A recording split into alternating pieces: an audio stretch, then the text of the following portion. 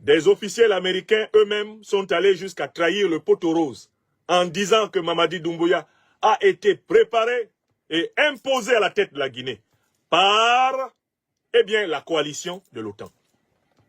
Mais pour quelle raison? Pour contrôler à travers lui les ressources faramineuses du sous-sol guinéen. C'est ça la raison. Maintenant, je continue à parler du pouvoir de Mamadi Doumbouya. La deuxième raison pour laquelle ce pouvoir-là est vicié, c'est que comme ce pouvoir n'a pas renversé Alpha Condé sur la base d'un soulèvement populaire, ce pouvoir-là a contracté une dette de sang immense à l'intérieur de l'armée guinéenne. Oui, nous le disons très clairement aujourd'hui, à partir des éléments d'appréciation à notre disposition, nous savons que le coup d'État de Mamadi Doumbouya est le coup d'État le plus sanglant du 21e siècle en Afrique francophone. Je recommence. Une deuxième information de taille. Qui vous a déjà donné la liste des gens qui sont morts pour que Doumbouya s'asseye au pouvoir à Conakry? Qui vous a déjà donné la liste des gens qui sont morts? Que ce soit ceux des forces spéciales qu'il commandait, ou ceux de l'armée guinéenne qui ont tenté de défendre le pouvoir d'Alpha Condé. Est-ce que vous savez qu'en fait, il y a eu un immense carnage au sein de l'armée guinéenne? Au moment où on juge le massacre de 2009 sous le régime de Moussa Dadis Camara, est-ce que vous savez que cette armée guinéenne s'est adonnée à l'occasion de ce coup d'État à un exercice de meurtre entre frères?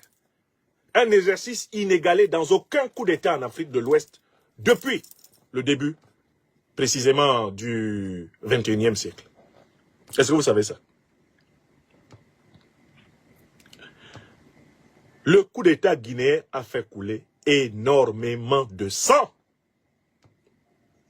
Le général Doumbouya qui est là, il a le sang de ses frères d'armes, ceux des troupes qu'il commandait et ceux des troupes qui ont tenté de défendre le régime d'Alpha Condé, abondamment sur les mains. Et cela est une donnée extrêmement importante pour comprendre la situation de la Guinée. Bon, la Guinée, c'est un pays braqué. Le peuple guinéen qui est là, c'est un peuple qui est braqué. Par quoi? Mais par la violence par laquelle Mamadi Doumbouya est arrivé au pouvoir. Et cette violence a été couverte par ses maîtres de l'OTAN.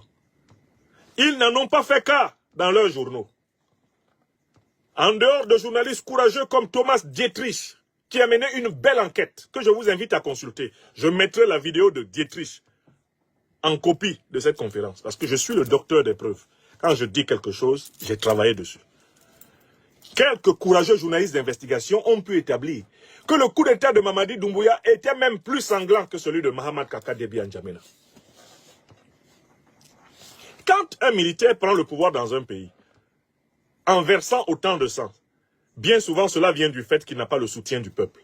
Parce que quand un coup d'État est porté par le peuple, le régime est cueilli et il tombe facilement. Quand il n'est pas porté par le peuple, il faut un sacrifice de sang énorme pour s'installer au pouvoir. Voilà la deuxième raison pour laquelle Mamadi Doumbouya n'est pas un révolutionnaire. Ce n'est pas un révolutionnaire. Le général Mamadi Doumbouya est responsable d'un coup d'État réactionnaire, néocolonialiste et impérialiste à la tête de la Guinée. C'est la vérité. C'est ce qui est. Celui qui dit que c'est faux est prié d'aller consulter les éléments que je vais publier sous la vidéo, à savoir les révélations des autorités américaines. Moi, je me base sur les révélations du département d'État américain, qui dit « Nous avons soutenu le coup d'État, préparé et soutenu le coup d'État de Mamadi Doumbouya. » Voilà. À partir du moment où des autorités américaines avouent, dans une audition parlementaire, qu'elles ont soutenu et préparé le coup d'État de Mamadi Doumbouya, il n'y a personne qui puisse contredire les États-Unis d'Amérique quand ils avouent cela. Vous avez compris? Voilà la preuve. Hein.